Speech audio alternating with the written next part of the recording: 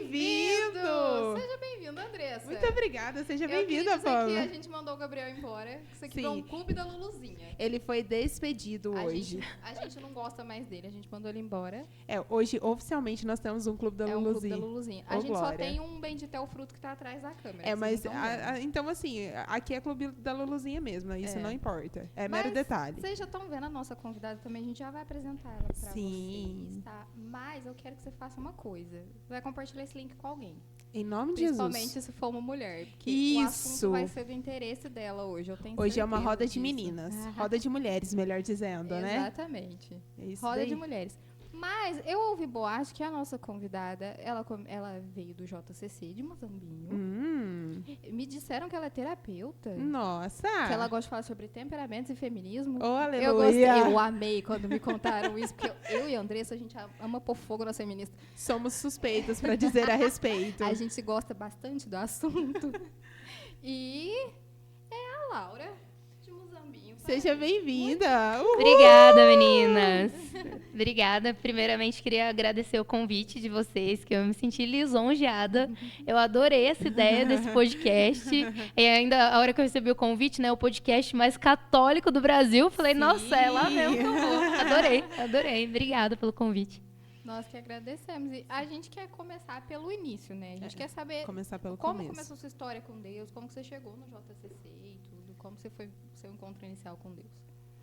Então, desde criança, eu queria saber as coisas de Deus, assim, eu tinha um desejo muito grande de buscar Deus, assim, isso muito, muito forte. E para mim, era o que mais me despertava atenção. Eu sempre gostei de aprender assuntos, sempre gostei de falar de tudo, mas Deus era o assunto que me chamava, assim, o meu interesse, sabe? Eu falava assim, nossa, como que eu vou fazer para conhecer Deus? Era um assunto predileto. Era o assunto favorito, assim, o que mais me chamava o coração, assim.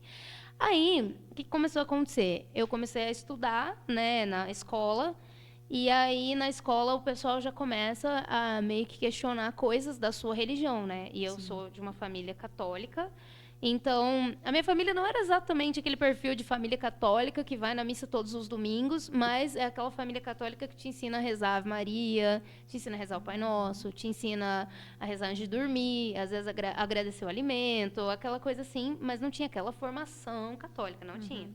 Aí eu comecei a estudar e a gente tinha esses questionamentos, né, na escola e tudo, e eu era a aluna que prestava atenção. Né? Porque os alunos que não prestam atenção, nesse ponto, eles são privilegiados. Sim. Porque eles não estão nem aí com a paçoca, eles não sabem o que o professor está falando. Mas se você presta atenção, você começa a pensar, ué, mas... Então, o que isso aqui quer dizer, afinal de contas, né? Você começa a questionar. Isso começa a ficar uma pulga ali atrás da orelha, né? E aí, como tudo que é ruim ainda pode piorar, quando eu fiz a minha primeira comunhão, eles criaram um grupo de oração, dizia-se que era um grupo de oração lá em Muzambinho, que era voltado para pré-adolescentes. Então, como não tinha nada para fazer entre a primeira comunhão e a crisma, criou-se esse grupo. E como eu era aquela pessoa que tudo eu queria participar, tudo eu queria, né, buscar Deus e não sei o que, tal, eu fui para esse grupo. Só que esse grupo, ele já tinha uma ideologia marxista marcada nele, entendeu? Então, era aquele grupo que falava assim, nós estamos aqui para fazer você pensar. Sabe aquela vibe de, o importante é o pensamento crítico? Sim. Então, do alto dos meus 12 anos, eu comecei a me tornar relativista.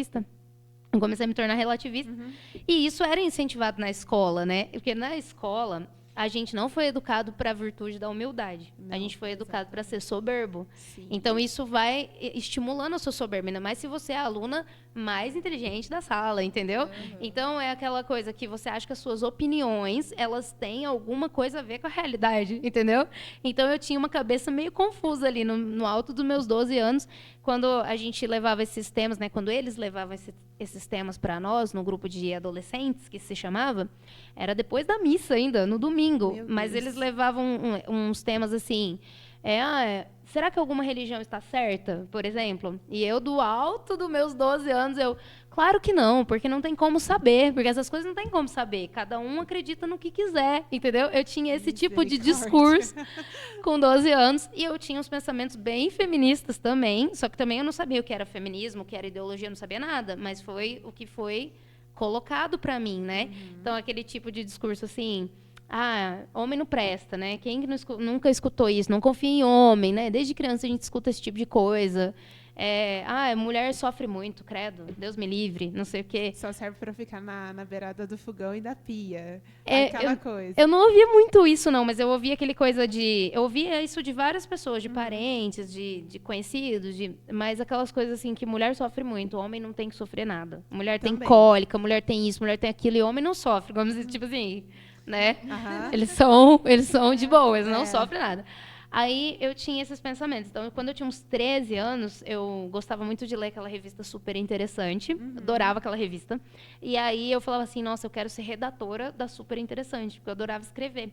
Então, meu plano de vida era assim, sair daquela cidade pequena, que era Muzambinho, que não tinha nada, para ir para uma cidade grande, para ser redatora da Super e para não casar com ninguém, porque eu não queria casar com ninguém, porque eu não queria ser dona de casa, porque eu abominava esse tipo de coisa de casa, não queria fazer, não achava aquilo nada engrandecedor, achava muito, qualquer um faz, eu queria ser diferentona, assim, né? Eu tô no auge dos meus 15 anos. No auge dos 13, por aí, 14. Só que aí, o que aconteceu? Eu fui fazer uma prova. E eu, assim, sempre antes de fazer prova, eu tinha algumas coisas ali, algumas ansiedades, assim, sabe? E também, assim, na minha família, existiam casos de ansiedade bem até grave, assim, que desenvolveu síndrome do pânico. Então, isso reflete na gente, entendeu? Quando você é criada numa família que tem algumas coisas assim, você também acaba, né? Então, o que acontece? Eu tinha umas ansiedades, assim, com a apresentação. Eu sempre era chamada para apresentar na escola. Então, o que eu fazia? Para eu conseguir me apresentar, eu rezava muito antes. Aí eu confiava em Deus e ia, entendeu? Aí eu fui fazer uma prova, e nesse dia que eu fui fazer a prova, acho que eu estava atrasada, alguma coisa assim, e eu não rezei.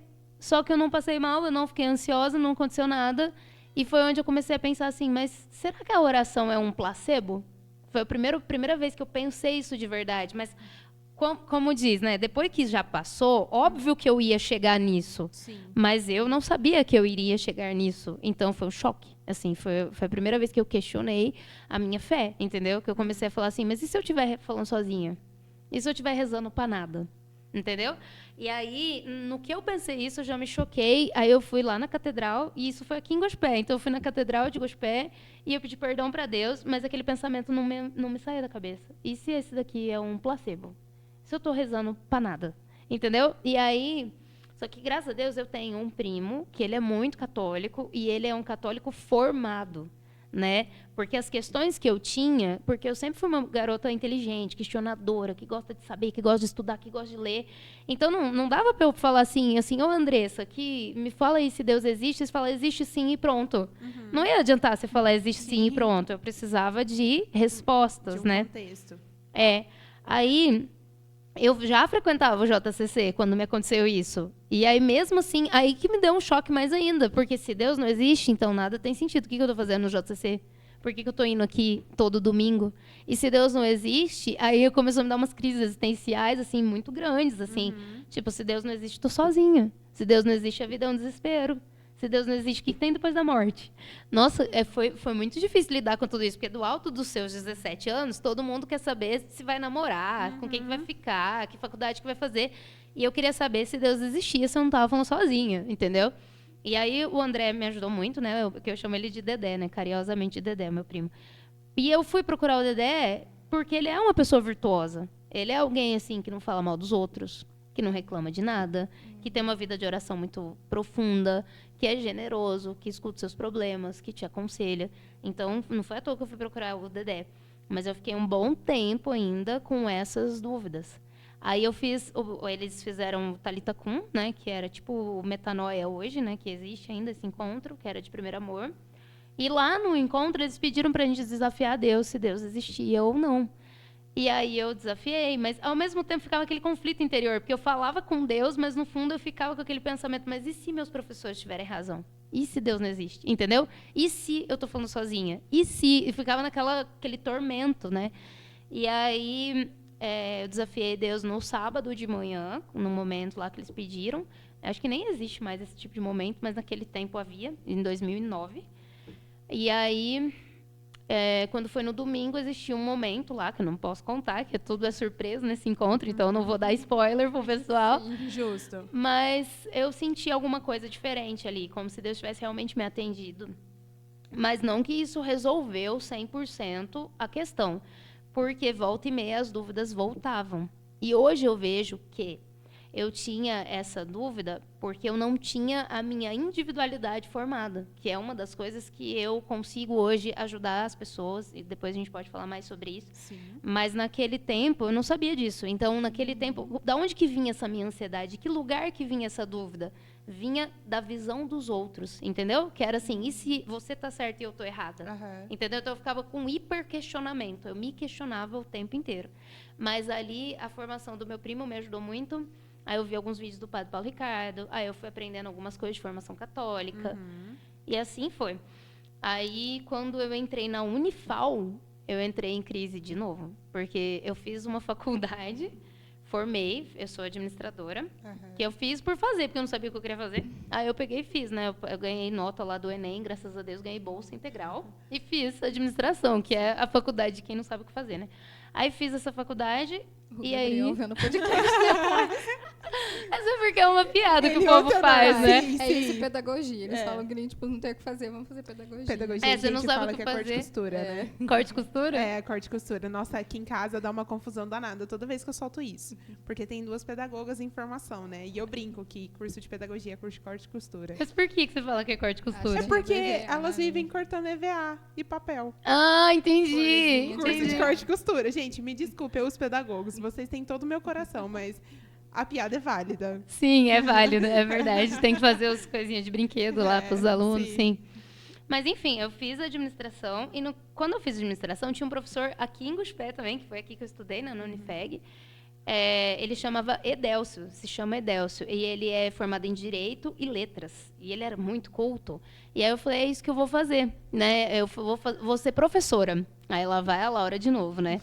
Mas, tipo assim, pelo menos achei alguma coisa, porque antes eu não sabia... Quando eu saí da faculdade, quando eu saí do ensino médio, eu tinha que entrar numa faculdade, tinha aquela pressão social em volta de mim, porque eu era a aluna inteligente, né? Aí tinha que fazer faculdade, só que eu fazia faculdade do quê? Eu não sabia, entendeu? Sim. Aí eu tinha aquela ideia de ser jornalista, mas já não estava mais tão assim. E bem naquele ano, o jornalismo parou de ser necessário. Você não precisa de faculdade para ser jornalista. Você pode ser independente e tal. Aí eu falei, não sei o que eu vou fazer, e fiz administração. Aí conheci o Edélcio, isso foi uma influência para mim. Também tinha o professor Ismaira, Luiz Ismaira, que tinha 2 faculdades, que era uma coisa que não passava na minha cabeça, que você podia ter 2 faculdades. Aí eu falei, beleza, acho que eu vou fazer. Aí eu sempre falava que eu não queria ser professora. Mas depois eu parei e pensei, falei, cara, mas é o que eu mais gosto de fazer, o que eu mais gosto, eu gosto de ensinar os outros, mas eu não queria ser professora porque eu não queria as outras coisas que englobam o pacote, que é ficar corrigindo diário, ficar fazendo diário, corrigindo prova, elaborando, não sei o quê. Mas eu pensei, vai que eu posso fazer isso como penitência, e ficou meio que isso na minha cabeça. Mas aí, o que aconteceu?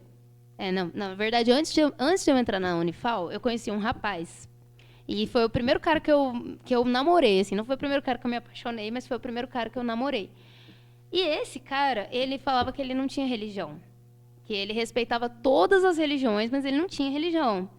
E aí que a gente começou a namorar, e aí, quando passou um pouco tempo de namoro, eu percebi que ele queria coisas a mais do que eu queria no namoro, né?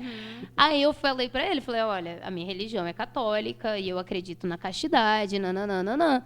Aí, o que ele começou a fazer? Ele começou a questionar a minha fé, coisa que eu já tinha questionado muito, né, pra mim mesma, já tinha achado várias respostas, só que ele veio e fez novas perguntas que eu não sabia responder. Lá vai a Laura estudar de novo. Aí eu estudei muito apologética, eu estudei muito, muito, muito. E eu não cedi. Eu falei, cara, o negócio é o seguinte, eu vou obedecer a Deus, entendeu? E ponto e acabou. E aí ele terminou comigo, mas foram meses até terminar, entendeu? Porque, no fundo, ele primeiro falou que ia aceitar, depois, sabe aquela fica tentando te enganar, eu era muito ingênua. Mas, assim, Deus guarda. Uma coisa que eu aprendi, assim, na vida se você guarda os mandamentos de Deus, eles vão te guardar. Sim. Então, isso é uma pura verdade, sabe? Aí o cara esperneou, brigou, xingou, me humilhou, um monte de coisa, mas eu continuei no meu caminho e não me arrependo. E ele falava pra mim que eu ia me arrepender. Aí, beleza. Aí passou isso, mas aí, nisso, eu comecei a estudar o marxismo cultural, o padre Paulo Ricardo. Aí foi onde eu entendi por que os meus professores eram marxistas, por que meus professores não acreditavam em Deus, por que meus professores tinham aquele jeito de ensinar, porque dentro da igreja questionava-se a igreja, aí as coisas fizeram sentido. Por que aquele menino fazia aquele tipo de pergunta para mim, né, o meu ex-namorado? Porque eu não entendia como que o assunto começava sendo de castidade e família, e depois a gente estava brigando pelos pobres da África. Eu não entendia como que um assunto chegava no outro, entendeu? Mas na cabeça dele fazia sentido. Por quê? Porque ele era um socialista de iPhone, vamos dizer assim, entendeu? Era aqueles povo riquinho, mas que quando eles querem argumentar que Deus não existe, eles vão usar a pobreza como argumento, entendeu? Aí eu entrei na Unifal bem nesse cenário de que eu tinha estudado esse marxismo, né? E a Unifal é uma faculdade federal, tomada por militância, especialmente nos cursos de humanas, tomado pelo feminismo. E quando eu entrei lá, eu senti que a minha fé foi questionada de novo. Sendo que, assim, foram processos de questionamento. E coisa que hoje facilmente eu resolveria com uma sessão de terapia, talvez, sobre a questão da individualidade, entendeu? Que daqui a pouco eu falo sobre isso, porque vale a pena. Acho que pode ser útil para quem estiver assistindo. Mas naquele tempo, eu também não procurava fazer terapia, porque eu tinha já um pé atrás com os psicólogos. E quanto mais eu estudei psicologia, tanto em administração, quanto eu estudei na Unifal, que é a psicologia da educação, mais pé atrás eu fiquei. Falei assim, isso aqui não vai. Não dá certo. Eu gostava do assunto, mas eu não gostava daquelas respostas, daquela abordagem. Eu sabia que algo tinha de errado, mas quem sou eu para questionar Freud, entendeu? Eu era uma mera estudante, quem sou eu? Então, eu não fazia. Mas entrei na Unifal, tive outras crises de fé, outros momentos de estudo. Então, foi uma fé que foi formada pela vida, por vários momentos também que Deus me atendeu, né? Que Deus me socorreu, né? Porque na minha angústia clamei ao Senhor e Ele me atendeu. Isso é muito verdade, né? Acho que cada um de nós tem essa história para contar. Mas também por uma formação intelectual, de estudo, de estudar a vida da igreja, da razão. Porque se não fosse isso, eu não teria sobrevivido na Unifal também, entendeu?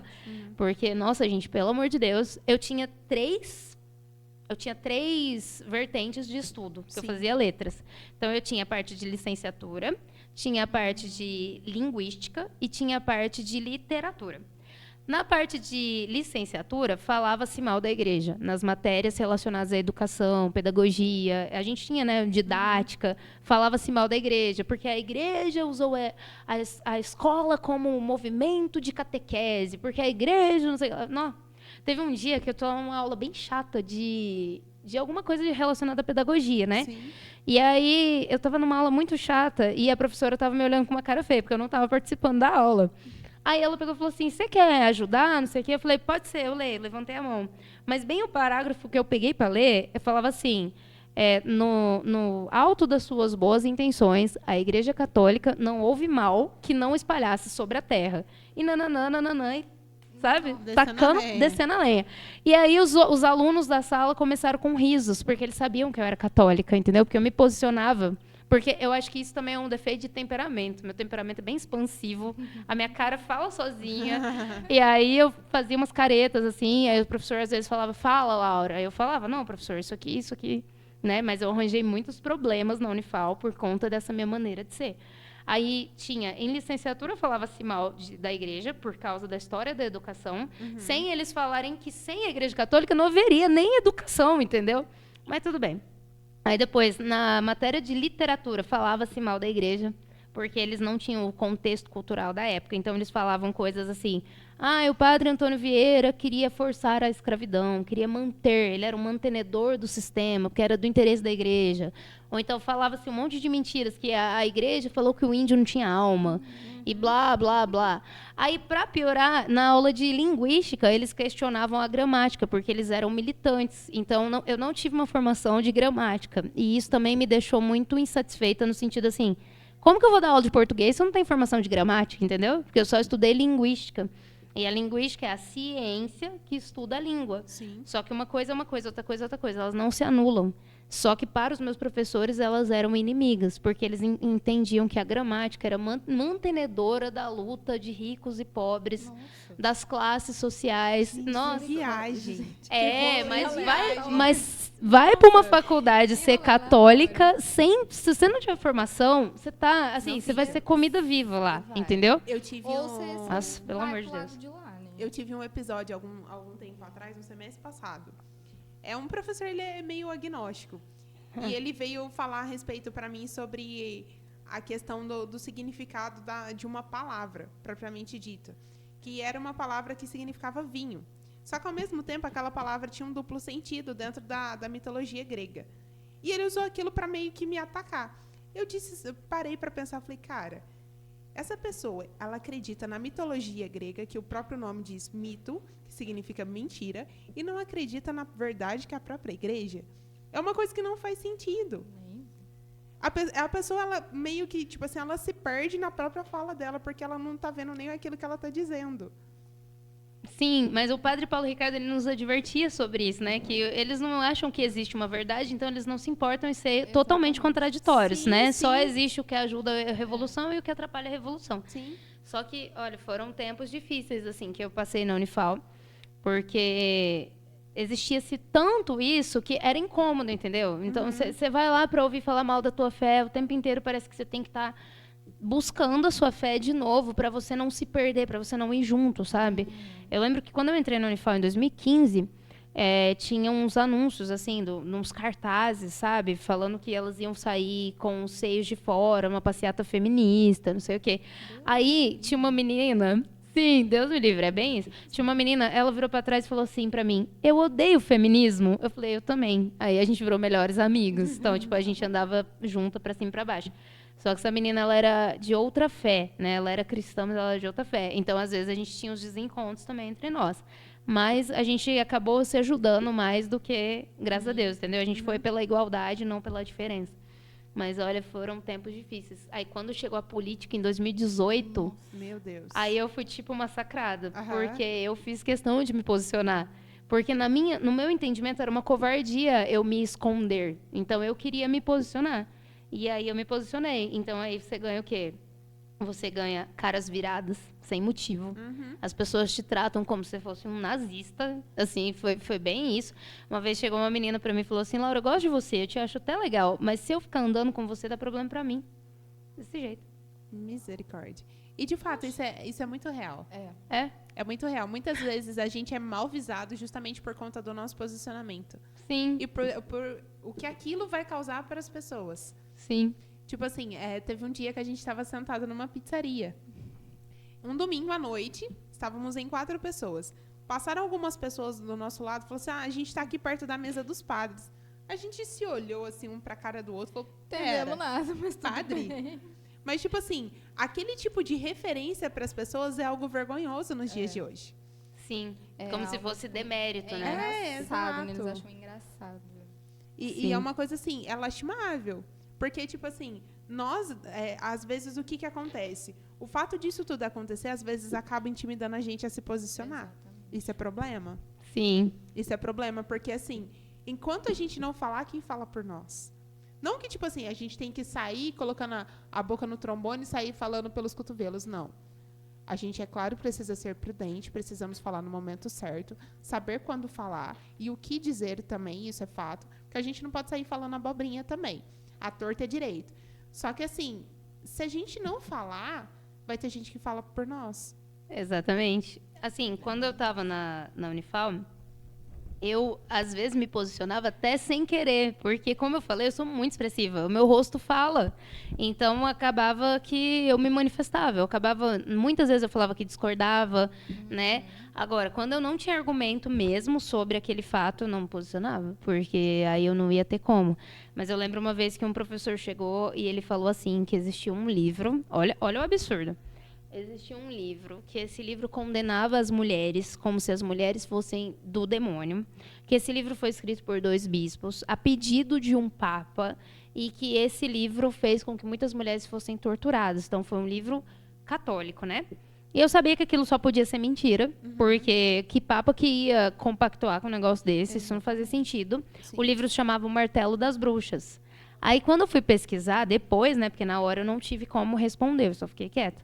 Mas aí, quando eu fui pesquisar, aí eu descobri que houve um decreto do Papa que incentivava a escrever livro. Foi bem no tempo da imprensa. Só que os bispos, quando eles escreveram esse livro, que era realmente um livro misógino, eles foram chamados a atenção. O Papa falou, vocês vão tirar esse livro de circulação, não sei o quê. E eles parece que não quiseram. Foi algo nesse sentido, eu não lembro todos os detalhes. Aí eu sei que os bispos foram excomungados da Igreja Católica. O livro entrou para o Index Prohibitorum, que não era para nenhum católico ler, mas embora tenha sido proibido, todo mundo leu, porque era da época da imprensa, então existia o livro físico e o livro rodou, né? Só que esses detalhes de que eles foram excomungados, de que o livro foi proibido, o professor esqueceu de falar, entendeu? Como sempre. É uma desonestidade muito grande, assim, são mentiras que parecem verdade e as pessoas compram essa ideia. Então, é uma inimizade muito grande, assim, contra a igreja. E mesmo, assim, por exemplo, eu estava num curso de educação. Então, era um curso que tem tudo a ver com a igreja. A igreja, ela proporcionou a educação para as pessoas de muitas maneiras, ela incentivou. E ela era somente criticada, entendeu? Não tinha nenhum louvor a tudo que a igreja fez. Então, foram tempos difíceis. Aí, quando eu fui para a escola, aí teve outra coisa também. Porque o que a gente aprendia na Unifal era muito diferente do que acontecia na escola. Então, foi um choque ali. Era difícil, assim. Você não se sentia, pelo menos eu não me sentia capacitada com o arcabouço teórico que eu tinha. Eu não me sentia capacitada para lidar com os alunos. E os alunos já chegavam com demandas psicológicas bastante importantes, que pioraram depois da pandemia. Então, assim, naquele tempo, isso já me chamava muita atenção. Então, ao invés de dar a matéria, eu falava, mas que importa a matéria se o aluno está com crise de ansiedade constante? Eu queria fazer algo para ajudar, mas não sabia o quê. Só que eu já percebi também que tinha esse conflito em mim mesma, entendeu? Pelo que eu aprendia, pelo que eu tinha que passar para os alunos, pela questão da doutrinação, que mesmo numa escola particular, isso era nas apostilas. E era uma escola, eu dei aula numa escola católica. Só que a apostila não era católica. E o pessoal da escola não estava nem aí, entendeu? E o comportamento da escola também não era católico. Certas permissividades que existiam na escola. Então, assim, foi um tempo de conflito. Aí a diretora da escola não renovou o meu contrato, que na época eu achei muito injusto da parte dela, porque eu estava fazendo o meu melhor. Mas depois eu pensei e falei assim, quer saber, graças a Deus, foi tipo um alívio, sabe? Aí eu peguei e fiquei sem saber o que eu iria fazer da minha vida, porque ela cancelou meu contrato, ela não renovou, ela me informou que não renovaria dia 6 de dezembro. Dia 6 de dezembro, o professor não arruma aula. Você arruma aula até outubro, entendeu? Aí eu fiquei sem saber o que fazer, só que nisso começou a pandemia. Aí foi bem, eu me formei, eu estava desempregada e a pandemia começou. Foi um contexto, assim. Aí eu fui trabalhar de vendedora, não tinha nada a ver. Eu tinha 2 faculdades completas e fui trabalhar de vendedora, que não tinha nada a ver. Aí, quando eu estava trabalhando de vendedora, o Thiago Andrade Vieira lançou o curso dele de psicoterapia. E eu sempre acompanhava ele, e ele já tinha me ajudado um monte, eu já tinha amadurecido um monte, eu tinha melhorado várias coisas na minha vida por causa dele. Aí eu fiz o curso dele, porque daí, como eu era vendedora, vendedor tem comissão, entendeu? Você ganha pelo menos um pouco mais do que um salário mínimo. Então, dava para pagar. Aí eu paguei o curso e hoje eu atendo como psicoterapeuta. Aí, depois de tantos caminhos e lutas e conflitos, achei meu lugar no mundo, graças a Deus. Amém. Eu ainda perguntei, falei assim, Yasmin, me conta da vida da Laura, que eu não sei. Ela me falou que você era psicoterapeuta. O Gabriel também falou, falei, gente, isso é muito legal, porque a gente vive num mundo, principalmente no pós-pandemia, onde que as pessoas estão muito mais ansiosas, acho que, do que antes. De 2020 pra cá, o pessoal ficou doido. Sim. Tem a galera que tá enlouquecida até hoje, Sim. né? Mesmo que, tipo assim, acabou aquele rolê todo e tem gente que ainda tá meio surtada, então... Eu vejo que ficou muito isso, que o pessoal fica... Eles têm medo de tudo. É uma geração também que a gente vê desde 2020 para cá, que eles querem tudo muito rápido e muito fácil. Não querem trabalhar para nada, porque parou o mundo. Aí eles ficam com aquela desculpa. Não, mas tem o Covid. Não, meu filho, não tem mais o Covid. E assim, em meio a tudo isso, eu vejo que Deus foi muito providente. Sim. Como tudo que aconteceu na sua vida. Sim. Porque assim, hoje a gente tem muito dessa realidade de pessoas questionadoras. Justamente por conta da facilidade ao acesso da informação. Sim. Tipo assim, você tem uma chuva de informações a todo tempo na sua mão. E assim, dentro de um período muito, muito pequeno, muito rápido.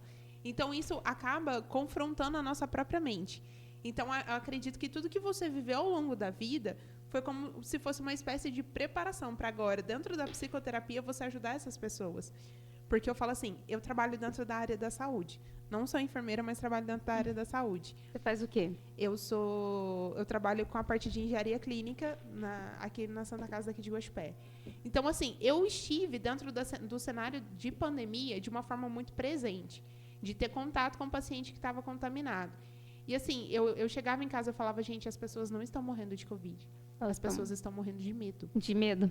As pessoas morreram de medo, morreram ansiosas, morreram desesperadas. Porque, assim, aquele contexto todo que você via falar, tudo bem, uma parte era verdade. Só que a outra grande parte era influência propaganda ideológica. Do medo, daquela ansiedade, daquele desespero. E tudo isso foi gerado. Tipo assim, as pessoas chegavam no hospital com uma tosse, com uma falta de ar, algo muito sucinto. As pessoas saíam de lá mortas. Mas justamente por conta do medo, por conta daquela situação toda, aquele contexto todo causou. E assim, hoje ainda há reflexo disso. E além de ter afetado os próprios pacientes, o pessoal que cuidavam dessas pessoas saíram, assim, extremamente abaladas justamente por conta dessa situação. Porque, assim, foram pessoas que tiveram um psicológico totalmente destruído.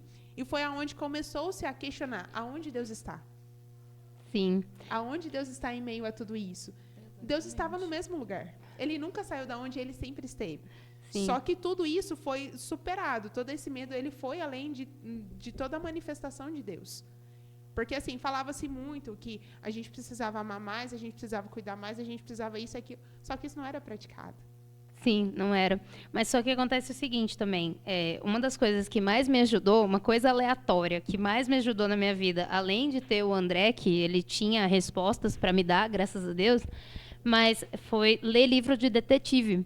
Por quê? Porque quando você lê livro de detetive, você quer saber a verdade. E Sim. A verdade é uma só. Alguém matou aquela pessoa, Sim. Entendeu? E aí, isso te dá um pouco de ferramenta para perceber o que é verdade. A verdade, ela tem que ter uma correspondência com a realidade, entendeu? Se eu falar assim, tem uma xícara em cima da mesa, mas eu preciso verificar se tem uma xícara em cima da mesa. Então, essa coisa de verificar a verdade, se Deus existe, se Deus é de verdade, isso foi uma coisa que me ajudou, entendeu? De toda essa busca que eu tinha feito. E eu vejo que as pessoas não têm isso, entendeu? Então, o que elas têm? Elas têm um pensamento de alguma coisa. Uma ideia. E aí, essa ideia não é suficiente para te salvar numa pandemia, porque essa ideia não é verdade. Ela não tem lastro, ela não tem correspondência. Ela não tem correspondência com a realidade. Você está pensando uma coisa da sua cabeça, entendeu? E aí hoje em dia, dá-se muita importância para os pensamentos. Então, isso é uma coisa que eu, como terapeuta, eu tenho que chegar para a pessoa e falar assim, mas por que você pensa assim? Aí a pessoa olha para mim e fala assim, não sei. Não sei. Realmente. Aí eu falo assim, mas quem disse que esse pensamento é verdade? Aí a pessoa fala, né? Tipo assim, ela não tinha nem questionado se era verdade. E o mais engraçado é que com uma pergunta você, tipo assim, resolve o problema das pessoas. Muitas vezes sim. Você tira uma pessoa de uma neurose, de uma crise de ansiedade, de uma crise de não sei o quê, com uma pergunta. Mas por que você está pensando assim? Mas o que isso significa para você? Aí a pessoa sai, tipo, pensativa, sabe? E muitas pessoas não querem voltar, porque elas não querem continuar de outra forma, elas não querem... E ao mesmo tempo não querem se confrontarem, né? Sim, então é delicado ser terapeuta também, porque você tem que... Às vezes, tipo assim, você vai ter que colocar a pessoa diante da realidade dela. Sim. E uma coisa também que eu vejo é que, assim, o Covid, ele só mostrou como as coisas já eram, entendeu? Ele não piorou nada, ele mostrou que as coisas eram assim. Exatamente. E como as coisas eram de uma sociedade materialista. Nós somos materialistas, nós todos, assim, por mais que nos falem assim, eu tenho fé. Tá, eu tenho fé, mas eu vivo muitas vezes como se eu não tivesse fé, entendeu? Por quê? Porque isso foi incutido na cultura. A cultura molda o pensamento das pessoas, né? Por exemplo, isso é muito legal, porque aí hoje eu acabo juntando o que eu aprendi, às vezes até mesmo em administração, eu junto com o que eu aprendi na faculdade de letras, e eu junto com o que eu aprendi em psicoterapia, e dá para ter uma conversa interessante, às vezes. Eu tinha uma matéria que chamava Semântica de Contextos e Cenários. E aí o meu professor, lá na Unifal mesmo, ele falava assim, Se eu falar pra você casa, você vai pensar numa casa, né? Por quê? Porque na sua cultura, casa é desse jeito. Sim. Então, a cultura, ela molda também. A primeira coisa que vai vir na sua cabeça, o primeiro significado da palavra, tem a ver com a sua cultura. Sim. Se eu tiver num contexto, sei lá, eu tô falando com um monte de costureira, se eu falar casa, pode ser que ela vai pensar casa de botão, entendeu? Ou se eu falar com um japonês e falar casa, pode ser que ele vai pensar num outro tipo de casa, da cultura dele. Então, a cultura influencia a nossa cabeça. E a nossa cultura é materialista. Ou seja, até outro dia, o Rafael me chamou para fazer uma pregação no JCC. E aí eu peguei e comecei a falar com o pessoal sobre isso. Porque nós fomos criados para sermos materialistas. Nós fomos criados com valores materialistas, nós vivemos... E aí fica difícil ter fé. Entendeu? Por quê? O que significa materialismo? Não é tipo assim, eu quero ser rica. Não, não é que eu quero ser rica, mas eu quero uma vida plenamente satisfatória nesta vida. Então, por exemplo, muitas moças que chegam para mim no meu consultório, elas querem um namorado. Ela não quer ficar rica, ela quer um namorado, ela quer casar. Só que ela não quer casar por uma vocação cristã, nananana. Ela quer casar porque a realização para ela é casar. Entendeu? É materialista, é uma realização nesta vida. E aí, quando você se importa muito com essa vida, qualquer doença, qualquer gripe, qualquer rinite já vai te deixar assustado. Só que como nós vamos fazer isso se nós não fomos educados para isso? A gente foi educado por pais também materialistas. Sim. Que quando a gente tinha uma febre, eles ficavam em pânico. Não é como um pai, sei lá, de Santa Terezinha, que se ela ficasse com febre, ele ia rezar, ia pedir para Deus, mas ele sabia que se a filha dele morresse, ela ia pro céu. Entendeu? As pessoas que vivem a transcendência, elas aprendem também a relativizar os bens dessa terra. Seja os bens, a saúde, seja o dinheiro, seja pessoas que a gente ama. Entendeu? Então, a gente vive o quê?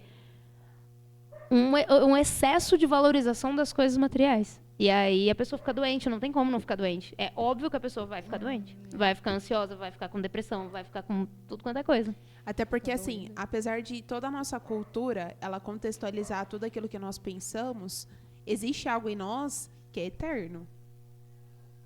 Então, assim, se a gente está pensando somente numa das vertentes da nossa vida, não que, tipo assim, a gente não tenha que se preocupar com a nossa saúde, com as outras pessoas, com aquilo que nós precisamos.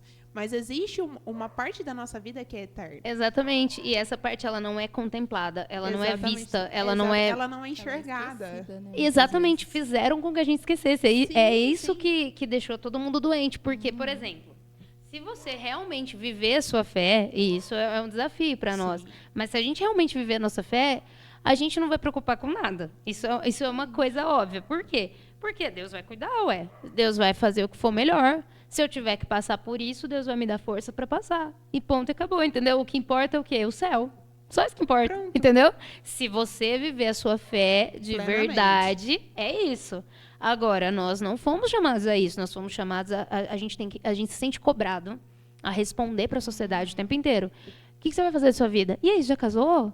E aí, não sei o que lá? E aí, a faculdade você já fez? E tá ganhando dinheiro? Não sei o que. Então, as pessoas se sentem cobradas a responder com as coisas dessa vida e ter uma solução para tudo. Então, hoje em dia as pessoas também têm uma síndrome assim de que acham que tudo tem que resolver. E aí, nesse ponto, a pessoa perde a poesia da vida.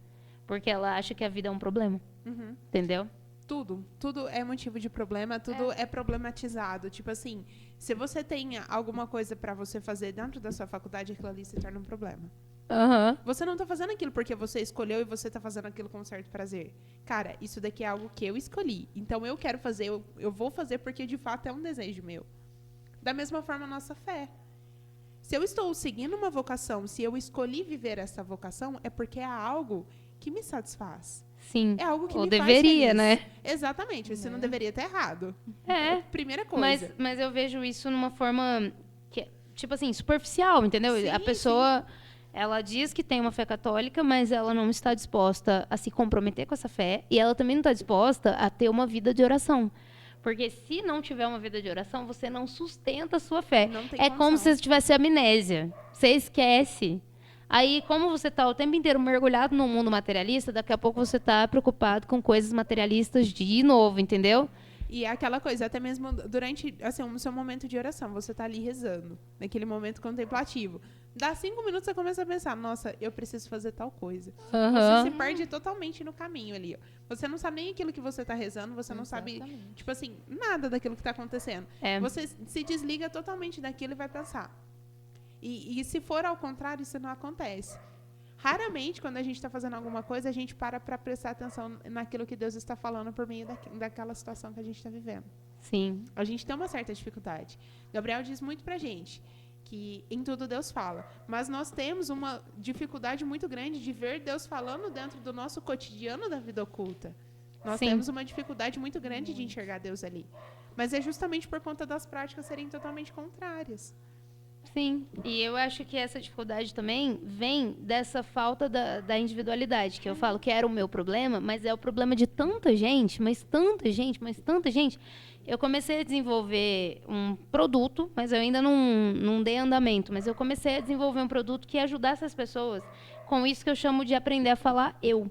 O que é aprender a falar eu? É eu começar a entender quem eu sou, com as minhas limitações, com as minhas possibilidades e também com as verdades que eu consigo contemplar com o meu olho, entendeu?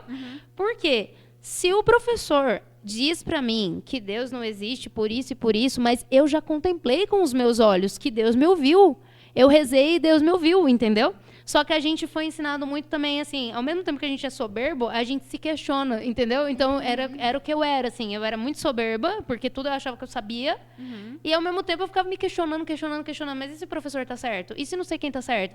Eu não conseguia me confrontar com esse mundo cheio de informações, porque eu não sabia o que era verdade, entendeu? E eu queria a verdade. Então, uma das coisas que eu tive que aprender foi a falar eu. Entendeu? Então, falar eu implica um monte de coisa. Primeiro, eu vou falar de onde eu estou vendo. E eu posso falar com propriedade que aquilo ali é meu ponto de vista, porque é da onde eu estou vendo. Não que é uma verdade absoluta de tudo, porque eu só consigo ver uma certa parte também. A gente não Sim. consegue ver tudo. Só que a gente começa de um ponto. Que ponto? Da onde eu estou vendo? A gente não é Deus pra gente ver tudo. Então, isso também é uma coisa que te ajuda. Você começa a entender assim, ó, eu só vejo aqui, ó. Por exemplo, nessa sala, eu não vejo atrás de mim. Eu não vejo todos os ângulos, né? Eu vou ver aqui e aqui, ó. Eu estou nessa posição, eu vejo aqui e aqui. Então, assim, pode ser que você, Andressa, ou que você, Pamela, é Pamela, né? É a Pamela, esteja vendo coisas que eu não estou vendo. Sim. E isso também começa a se refletir na tua vida espiritual, porque Deus está vendo coisas que eu não estou vendo. Então, você começa a ter uma certa flexibilidade com as coisas, entendeu? Tipo assim, ó, eu queria tal coisa, mas Deus não me dá. Então, talvez seja porque eu não devo ter isso agora. Talvez Deus está vendo alguma coisa que eu não estou. Aí você começa a ver, assim, que você pode chegar e se posicionar, falar o que você pensa, o que você sente, porque isso é válido, entendeu? Tem uma validade. E também você começa a ver que um monte de medo que você tem não são teus. Que foi a sua mãe que estava com medo de não sei o quê e botou na sua cabeça, ou suas amigas, ou não sei o que lá. Então, por exemplo, na tal da história da bendita da castidade, como eu sempre fui uma pessoa muito exposta, que eu sempre acabo falando, não sei porquê. Eu acho que talvez não, era uma falta de virtude minha. Mas isso fazia com que eu fosse muito, muito, muito, muito maximamente questionada. Você não vai ficar sozinha? Você não tem medo de ficar sozinha? Aí eu pensava assim, eu tenho medo de ficar sozinha? Aí eu fui questionar se eu tinha medo. Falei, é. Aí eu parei, pensei. Falei, quer saber? Eu tenho mais medo de casar com uma pessoa errada. Então, esse foi uma chave. Mas hoje em dia, como eu sou uma pessoa adulta, por que eu teria medo de ficar sozinha? O que me acontece se eu ficar sozinha? Qual que é o problema? Qual é o problema? E isso muitas vezes eu tenho que questionar para paciente minha. Eu falo, mas o que vai acontecer se você ficar sozinha? Um medo terrível de ficar sozinha. Nossa, sabe? demais. E aí, hoje em dia, eu não tenho medo de ficar sozinha, mas hoje em dia eu namoro, achei um cara que tem os valores alinhados com os meus, graças a Deus, obrigado, Senhor. Amém. Amém. Mas a gente, tipo, é uma coisa tão tranquila, sabe? Não é uma coisa assim, nossa, meu Deus, nossa, que absurdo, nossa, um ET, sabe? Assim, não é. Só que isso também tem a ver com falar eu, entendeu? Quais são os meus valores? Como é que eu vou convencer uma pessoa que não acredita nisso, que não experienciou isso, que não tem isso de valor de vida? Como que eu vou convencer ela, entendeu? Tipo assim, você quer viver isso daí, você vive. Eu não quero aprender a falar eu, entendeu? Então, quando eu aprendi a falar eu, também nunca mais eu tive uma crise de fé. Porque hoje eu sei o que leva muitas pessoas a questionarem Deus. Entendeu? Não é uma busca da verdade, não é um interesse sincero pela verdade, muito pelo contrário. A pessoa quer viver as coisas erradas que ela quer e ela quer que Deus não exista. Pra ela, Deus não existir é mais confortável. Sim. Que eu achava um absurdo na minha cabeça. Eu não entendia. Como é que podia ser assim? Entendeu? Porque pra mim, Deus é o meu conforto. Uhum. Deus sempre foi o meu refúgio. Sim. Eu não sei se é assim pra vocês, né? Mas eu sou aquela pessoa, meu Deus do céu, meu Deus do céu. Não, peraí, deixa eu rezar. Deus vai me ajudar. Alguma coisa Deus vai fazer. Eu não sei o que Deus vai fazer, mas Ele vai. Então, eu tinha isso, assim. Eu tinha essa visão. E aí, as pessoas, eu vejo que elas têm uma visão assim, é muito melhor que Deus não exista. Porque se Deus não existir, eu faço o que eu quiser. Entendeu? Uma Sim. vez um cara falou isso pra mim. Ele falou que ele deixou de ser ateu, mas que foi muito difícil pra ele, porque ele gostava de ser ateu.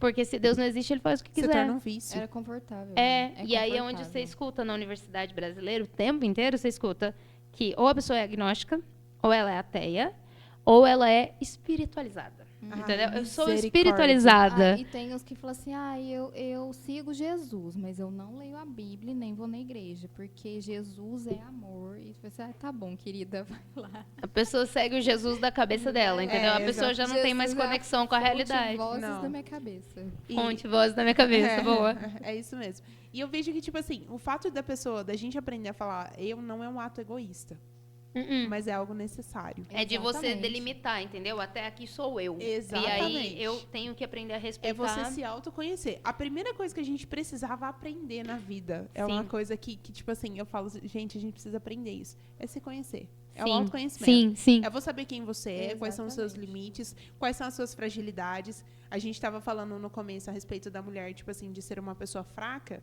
mas é tipo assim, o próprio ser humano, propriamente dito, ele saber quais são as suas fragilidades, saber até onde ele vai, até onde ele é capaz, o que ele não consegue. E eu vejo que isso é uma coisa que está inserido até mesmo no contexto feminista. Porque a mulher, ela quer avançar justamente os limites dela. Sim, ela não mesma- aceita a limitação da realidade. Exatamente. E isso tudo é devido a uma falta de autoconhecimento. Sim, mas não é possível você ter um autoconhecimento se você não tiver humildade. Exatamente. Porque como que você vai aceitar que você é limitado, entendeu? Qual é o consolo do humilde? O consolo do humilde é que ele é amado, entendeu? Porque, por exemplo, imagine que, sei lá, Deus me livre e guarde, alguma de nós ficasse agora tetraplégica, totalmente dependente das pessoas. Se você não é amado, isso é um desespero. Mas se você é amado, você está tranquilo, entendeu? Sim. Tem alguém que cuida de mim. Então, quando você é humilde, você está tranquilo com a sua limitação, porque você tem pai, né? A gente tem Deus que é pai. Então, eu tô tranquila. Mas isso também foi, um tempão para descobrir, para entender. Precisei estudar muita terapia, precisei fazer terapia Sim. também, para poder entender que tá tudo bem a gente errar também, porque a gente foi feito numa cultura, a gente foi criado numa cultura que você não pode errar. Quantas Exatamente. pessoas têm um medo, assim, de fazer as coisas porque ela tem medo de errar, entendeu? Mas se errar, o que vai acontecer? Lá vem as perguntas, né? O que acontece? O que vem Nada. depois? Não acontece nada, você refaz, Eu entendeu? sou muito questionada a isso. Tipo assim, vamos supor, a gente está passando por um período de jejum, né? Um período de abstinência. E a pessoa chegou, Andressa, você não vai comer? Eu falo, não, hoje eu tô de abstinência. Mas o que acontece se você quebrar o seu jejum?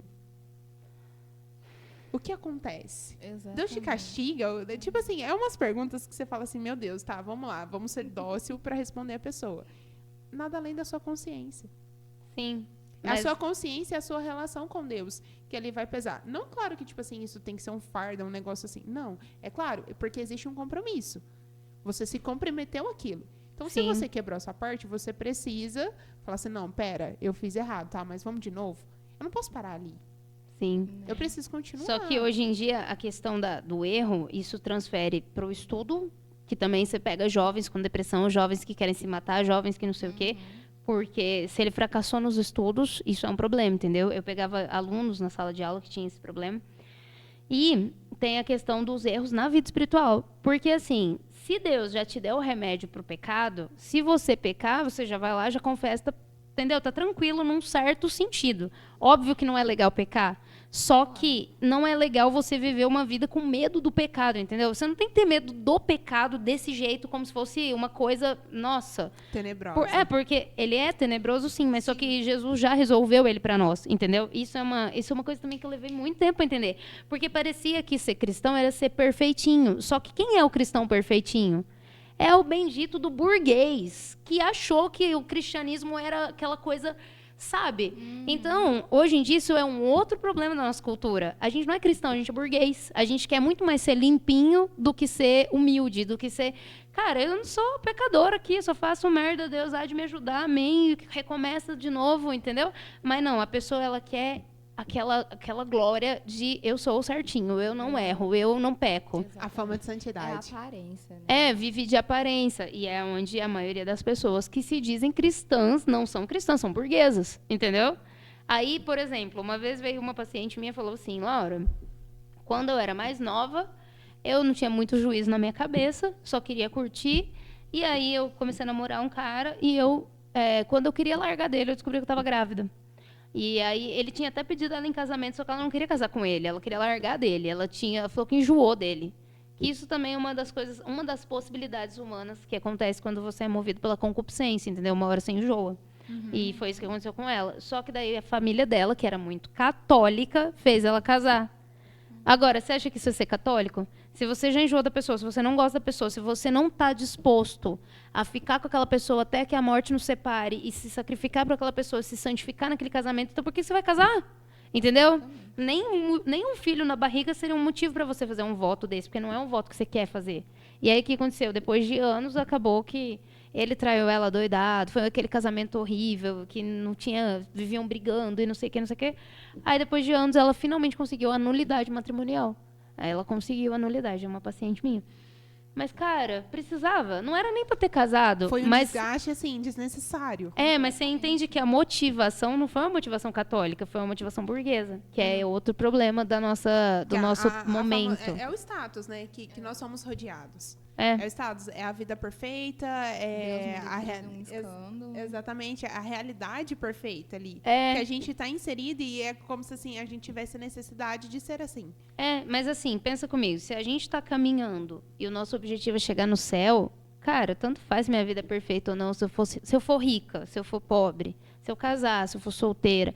Sim. Tudo no limite tanto faz desde que eu chegue ao meu destino final, entendeu? Só que as pessoas, elas estão muito mais interessadas na vida aqui e agora. Então, por exemplo, você já se tornou alguém na vida? Entendeu? Tipo, cara, eu já sou alguém na vida, eu existo, entendeu? Exatamente. Então, quando a gente começa a colocar a transcendência como nosso foco, a gente deixa os bens dessa vida, todos os bens, até o ser limpinho, ser, sabe, de aparência, tudo isso a gente relativiza para poder ganhar Cristo, entendeu? Então tudo fica muito relativo. E aí é onde você começa. Aí aqui não é um relativismo de valor, é um relativismo de considerar os bens. Por exemplo. De prioridades. De prioridades. Tipo, por exemplo, eu ter um namorado é bom, mas se for para ter um namorado que eu vou ter que deixar de comungar para poder ter aquele namoro, então não é bom, então não quero. É simples assim, entendeu? Então a gente sai de um lugar de que, por exemplo, quando eu era mais nova, que eu não tinha essa individualidade formada.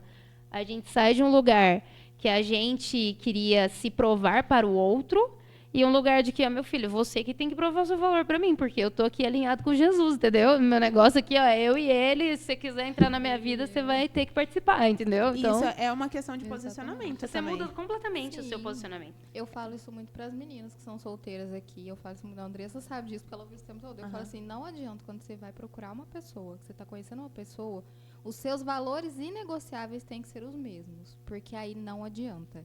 Porque senão é o meu, você fala, mas lá na frente ele muda, não muda. Não muda. Se o cara vem pra você, ele já fala que ele não vai à missa, que ele não quer saber disso, que você pode ir, que ele aceita e tudo. E aí quando casa não quer ter filhos, só que ele não vai mudar lá na frente.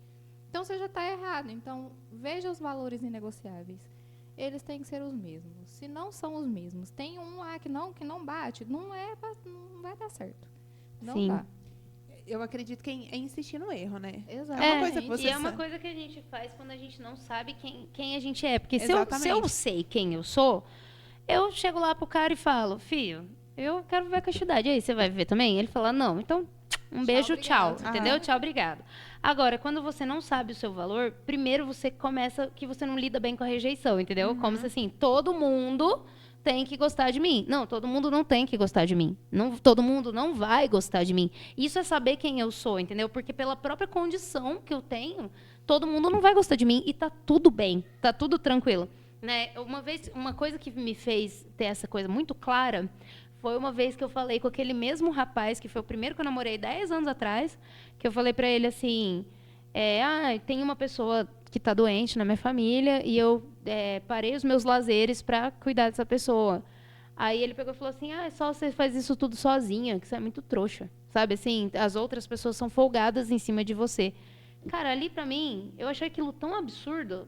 Porque como que, assim, se a outra pessoa não quer me ajudar a cuidar de quem eu amo, problema dela. Eu vou cuidar de quem eu amo. Isso é um valor pra mim. Então foi quando eu entendi que, pra quem não é virtuoso, a virtude é um sinônimo de trouxa, sabe? Você vai ser visto como trouxa. Não dá pra você provar virtude pra uma pessoa que não sabe o que é virtude. Não tá nem aí pra virtude. Então, você não vai conseguir provar, você vai sair frustrado, vai sair chateado. E também a pergunta é, se o cara é tão babaca a ponto de achar que tá errado eu cuidar de uma pessoa que eu amo, vai se ferrar, entendeu? Então, isso muda completamente quando você sabe falar eu. Eu sei quem eu sou. E aí eu vou lá, me posiciono no Instagram. Teve um dia que eu me posicionei sobre moral, por exemplo.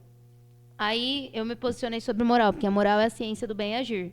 E a gente tem que buscar uma vida moral. E foi esse curso de psicoterapia que eu fiz, entendeu? Que o meu professor, ele falava isso muito claramente. Ele falava, se você vive uma vida imoral, você vai viver uma vida cheia de neurose. Ele falava na letra e ele não queria nem saber. E não gostou, devolve o dinheiro, entendeu? Ele era assim. E ele ensinou a gente a ser assim também. Aí eu fui lá e postei sobre moral no Instagram.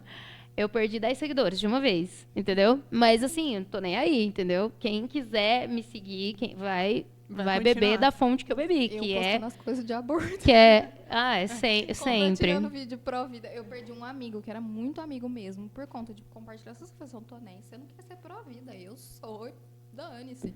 Um dia eu olhei e falei assim, ué, ele me excluiu de todas as redes sociais. Eu falei, beleza, tchau, obrigada. Tchau, obrigada. Esse aqui é o meu valor. Sim, é muito legal quando você fala eu sei quem eu sou, eu sei a minha fé, entendeu?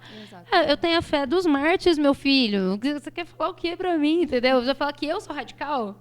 Pelo amor de Deus, entendeu? Exato. Radical era São Francisco, eu sou. Eu lembro de uma pregação que o Fabiano Moura fez para nós num retiro interno, que ele falava a respeito que o tempo que nós estamos vivendo, nós enquanto católicos, enquanto cristãos católicos, a gente está diante de um martírio da ridicularização. Sim. Tipo assim, onde nós seremos considerados ridículos, sem valores, assim, com tudo que tem de direito, mas justamente não se trata de algo que é físico, mas se trata de algo que é mental. Se trata de algo que é psicológico, um sofrimento psicológico. Dentro desse sentido. E assim, eu vejo que isso é muito verdade.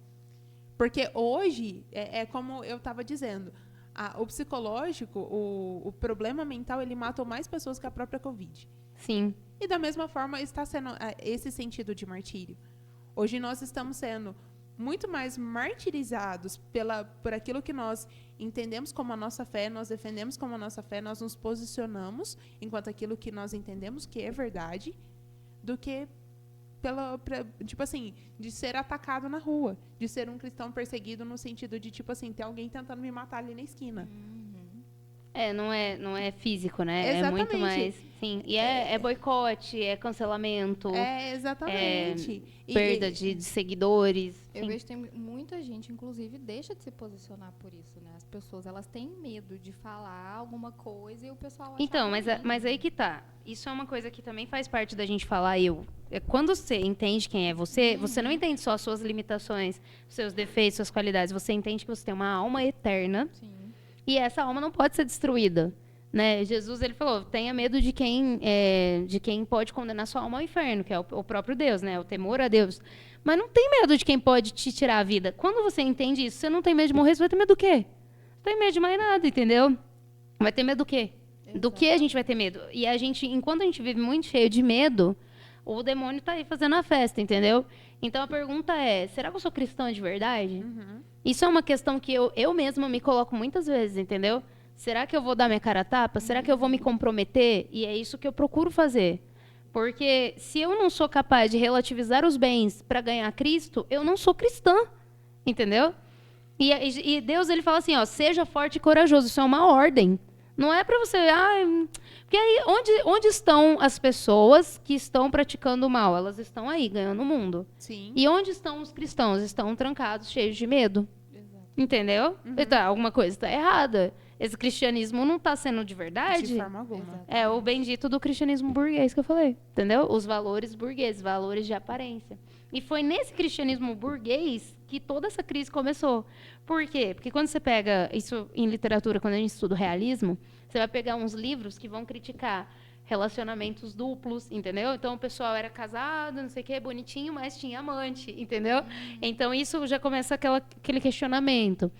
As feministas com os questionamentos dela. Por quê? Porque existiam homens que não eram nada cristãos na conduta com as suas esposas, entendeu? Então, ali fomentou aquela coisa. Então, assim, quando você pega... Aí você fala assim, no Brasil a gente escapou, né? Eu cresci em Muzambinho, que é uma cidade do tamanho de um ovo, assim, bem pequena, né? E aí você pensa que escapou, mas não escapou, porque você vai perguntar como era a fé cristã daquele povo. Era superstição, entendeu?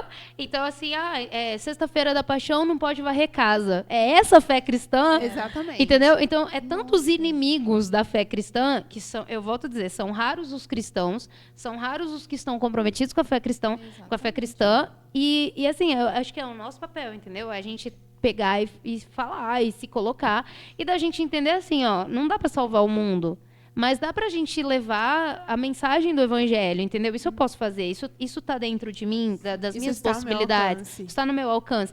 Então, eu deixo também de ser aquela pessoa que já fui, não sei se vocês já foram, mas aquela pessoa que estava sempre antenada na política, estava sempre antenada nas notícias, sempre queria saber. Cara, isso não me diz respeito, entendeu? O que o Lula vai fazer lá? Eu não sei, não posso fazer nada a respeito. Não tem o que eu posso fazer. Agora, o que eu vou fazer aqui, entendeu? Local. O que eu posso fazer hoje. O que eu posso fazer hoje, o que eu posso fazer aqui, e essas coisas são mera distração, entendeu? A gente se distrai com problemas que não estão no nosso alcance. Exatamente. Então, a gente também tem que viver uma vida sem ilusões, entendeu? Uma vida de verdade. E, assim, isso é um gatilho muito grande pra gente perder os nossos valores. Sim. Porque, assim, a gente começa a se embasar justamente nesse mundo de informações. A gente busca um pouco aqui, busca um pouco ali, você vai investigando. Só que, no final das contas, quando você começa a entender tudo aquilo, a tua cabeça tá tão cheia que você não tem espaço mais pra você mesmo. Sim. Você se perde, você não sabe quem é você. Tipo assim, você perde totalmente os seus princípios. E eles são totalmente abalados justamente por conta disso. Porque, querendo ou não, você está tentando compactuar com aquilo para se inserir dentro daquele universo. Mesmo que de uma forma inconsciente.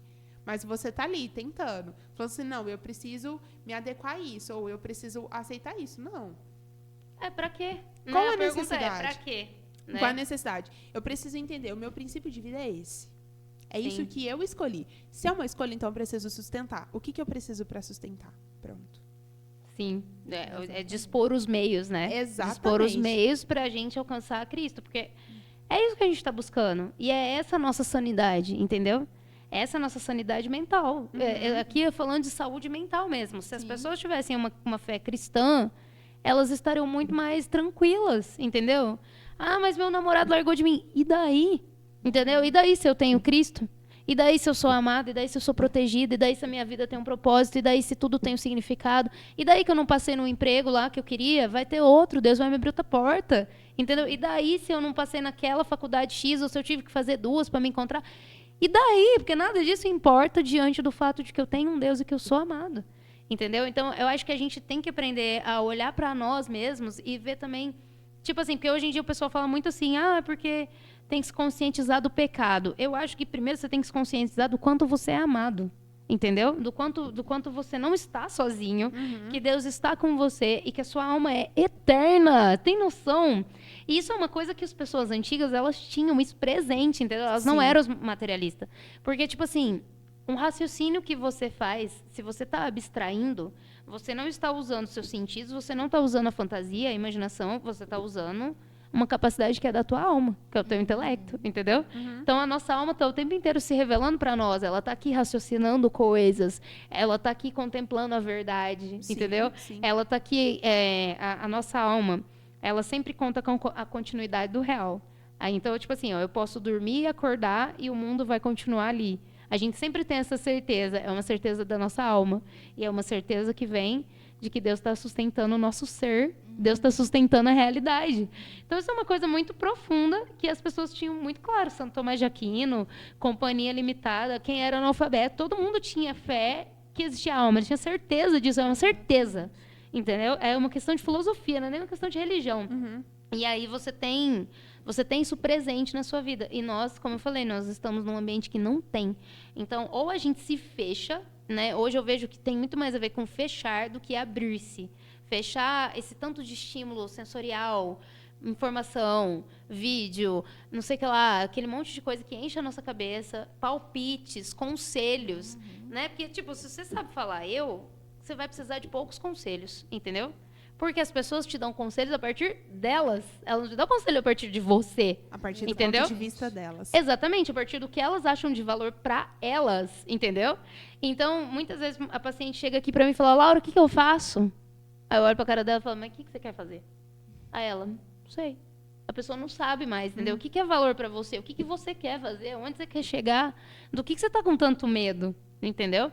As pessoas não tinham tanto medo. Hoje eu acho que o medo é o mal do nosso tempo. O medo e as distrações. É um conjunto que leva as pessoas à loucura. É meio que, tipo assim, se você for ver, é um complô. Quando você tem medo, você vai pra um lugar que é confortável. E onde é confortável? As duas distrações. As suas distrações, perfeito. O medo leva às distrações. Exatamente. É tipo assim, é meio que um complô. E aí a vida vai passando. Exatamente. E a você vida não passa, faz o que tem que fazer. Exato. Você não faz nada. Você fica ali, permanece ali. Vendo a vida passar. Sim, vendo a vida passar. E aí Literalmente. fica todo mundo doente. Aí o nosso papel é não ser doente, entendeu?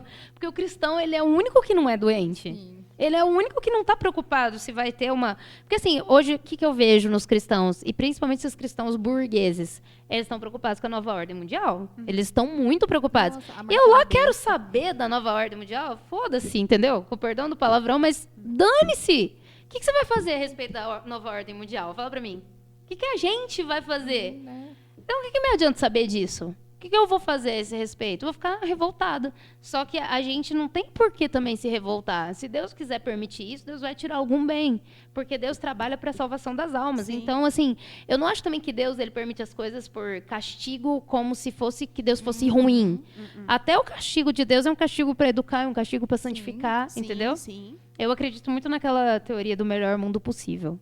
Por que vivemos no melhor mundo possível? É um vídeo que eu sempre recomendo para meus amigos, seguidores, que é do professor Fábio Salgado de Carvalho, uma teoria que ele desenvolveu a partir de um filósofo que era o Leibniz, e ele fala que Deus criou o mundo, o melhor possível, de todas as realidades que seriam possíveis, Deus criou o melhor mundo possível para atender os objetivos de Deus. Entendeu? E quais são os objetivos de Deus? Criar criaturas livres, que possam ser capazes de amá-lo, criaturas que sejam capazes de ser salvas. E ele trabalha na realidade de modo que o máximo de pessoas sejam salvas, o máximo de pessoas sejam santas, das pessoas que forem salvas que passem o menor tempo possível no purgatório, e ainda se a pessoa não quiser ser salva de jeito nenhum, ou obstinação no pecado, Deus ainda trabalha para diminuir o castigo dela, porque Deus é muito bom. Né? Porque no inferno existem níveis de castigo. Então, quer dizer, tudo que acontece, até as coisas mais absurdas, diante dessa visão de eternidade, ganha uma luz, ganha um sentido. Aí você não tem medo de mais nada, você só quer ir pro céu, entendeu? A gente tá aqui para buscar o céu, e essa é a nossa meta. Sim. Exatamente.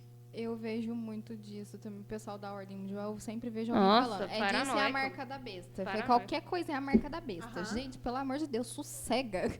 Vai converter, vai viver. Aconteceu um respirar, terremoto. tomar uma água. Nossa, É não. tudo isso. Esses dias teve aquela lua vermelha, que aí ela fica vermelha porque tem o rolê lá que deixa ela vermelha. O povo sinal, porque Jesus tá voltando, é a lua de sangue.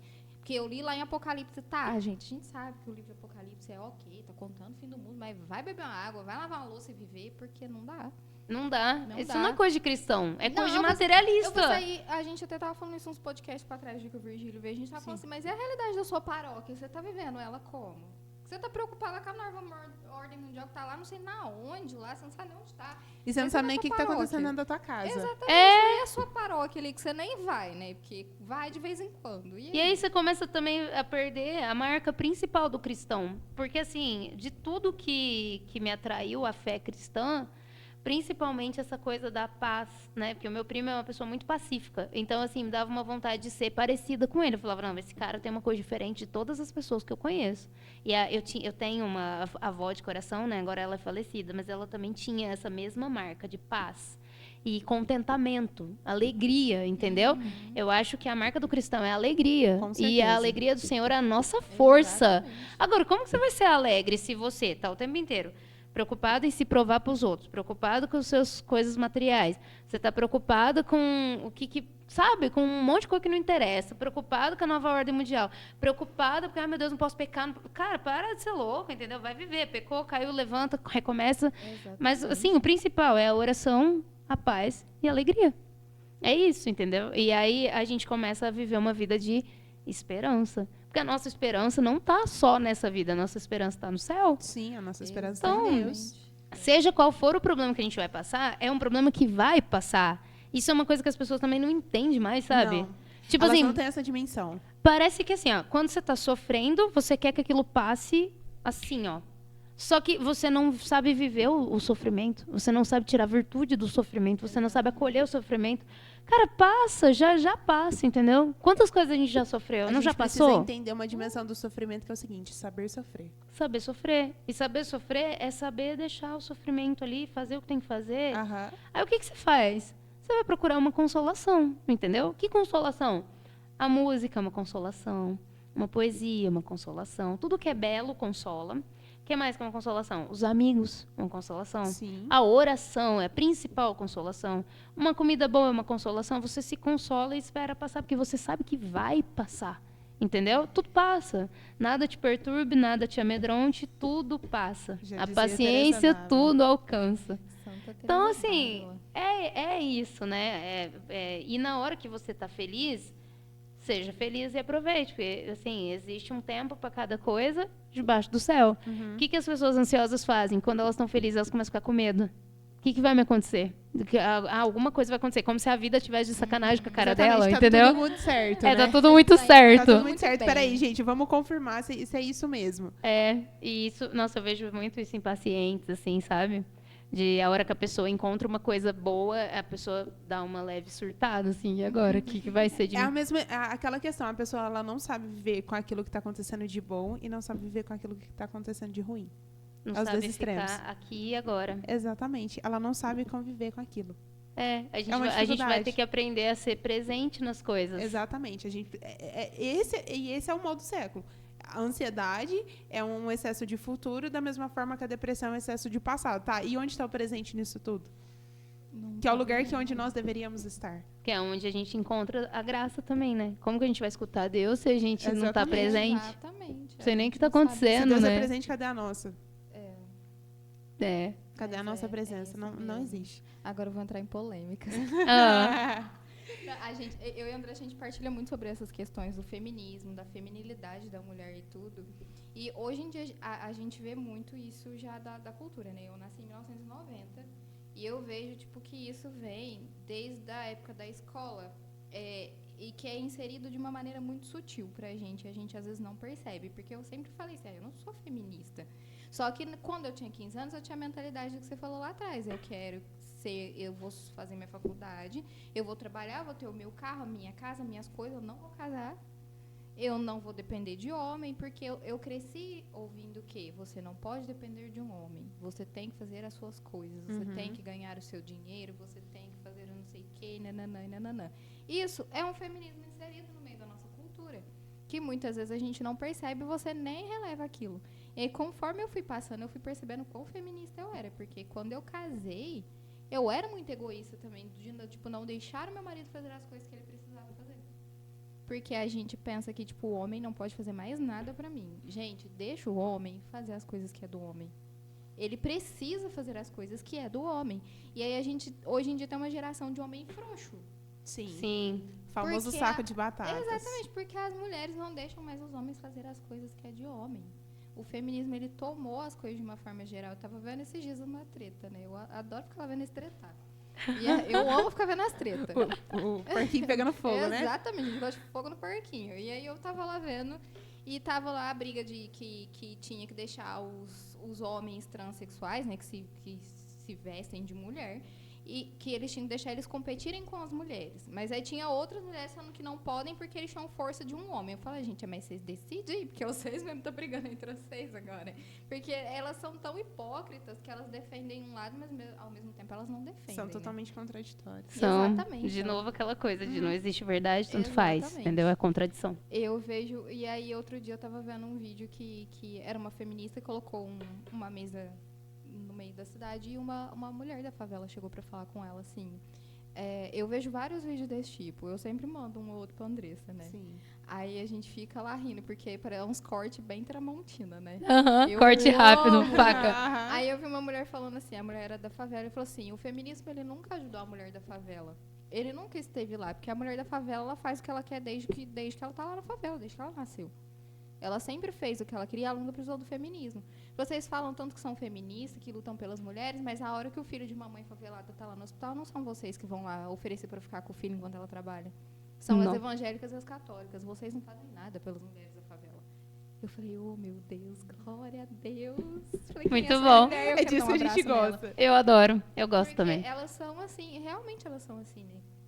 O pessoal fala muito que a feminista, ela quer destruir a própria mulher. Porque ela não luta pela mulher. Eu Muito vejo pelo assim. contrário. Muito pelo contrário.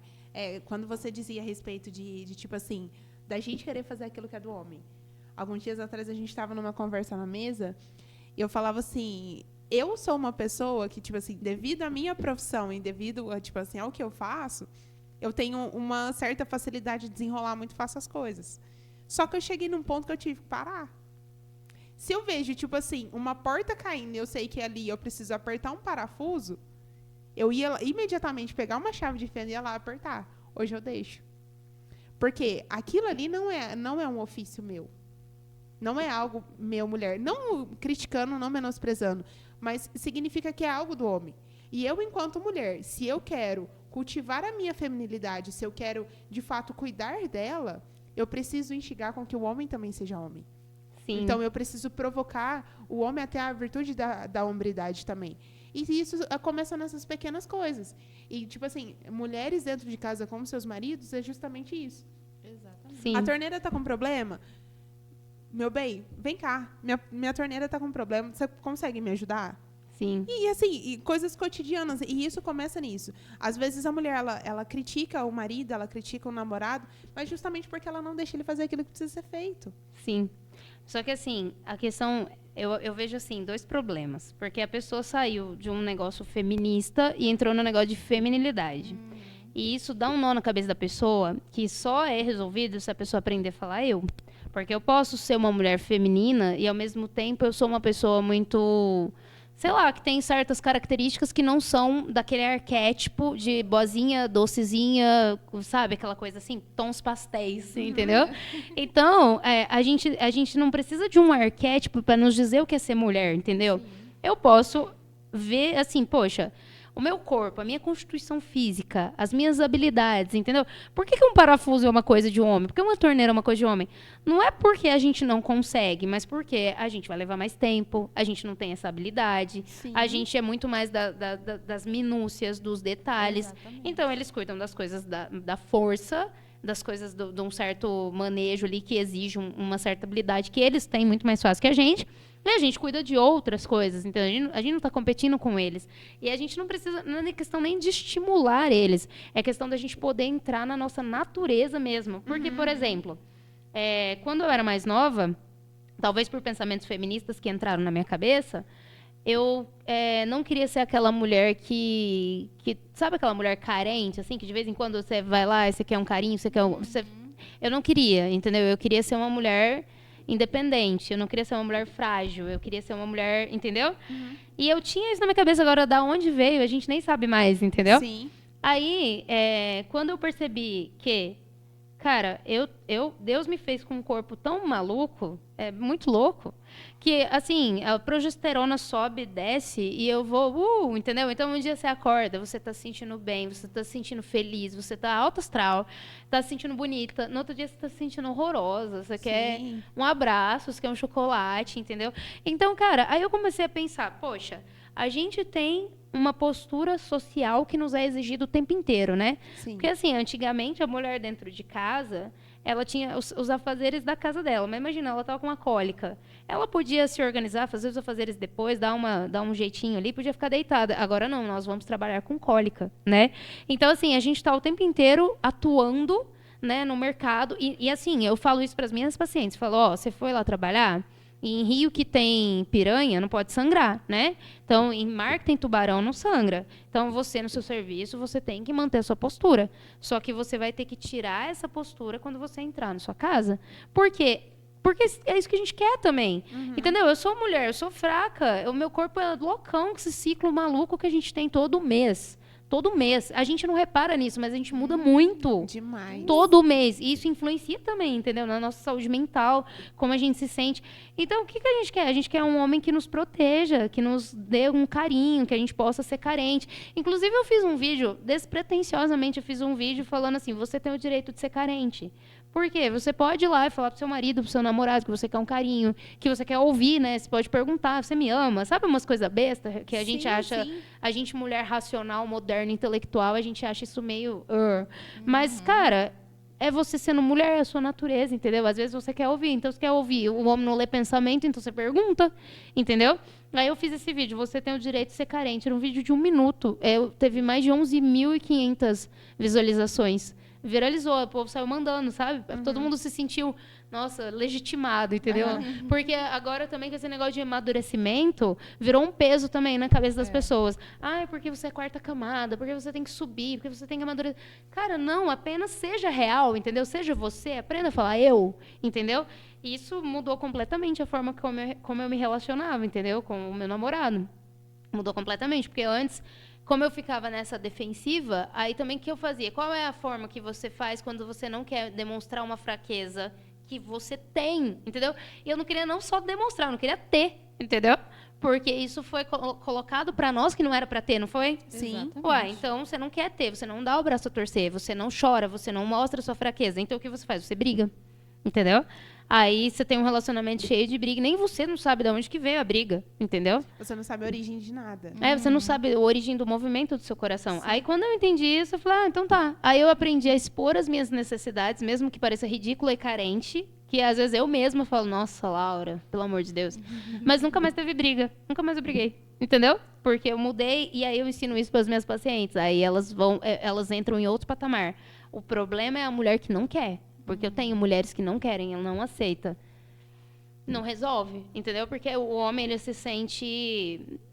Na cabeça do homem é assim, ó. Por exemplo, se eu falar pra você assim, Andressa, você não me ajuda. Você, mulher, você vai pensar, nossa, eu tenho que ajudar a Laura, nananana. Homem não vai pensar assim. Não. Ele vai pensar, arruma outro que te ajuda, então. Nada que eu faço tá bom. E foda-se, entendeu? Com o perdão da palavra, mas é isso. E então, assim, a gente precisa entender justamente essa questão da dimensão da cabeça do homem. é muito diferente. A gente não adianta insistir que eles vão ter o sexto sentido, meu povo. Não tem. Não tem. Nossa. Sinto muito. Talvez eu acho que eles não têm nem o quarto, porque tem dia que, meu Deus. Tipo, não adianta a gente querer Desculpa, brigar. meninos, mas é isso mesmo. E isso é uma coisa que é comprovado cientificamente. Eles não têm. É diferente, completamente diferente. Então, nós, enquanto mulheres, a gente precisa também saber lidar com isso, ter a caridade de lidar com essa realidade deles e que vão ter momentos que eles não vão perceber que a gente tá assim.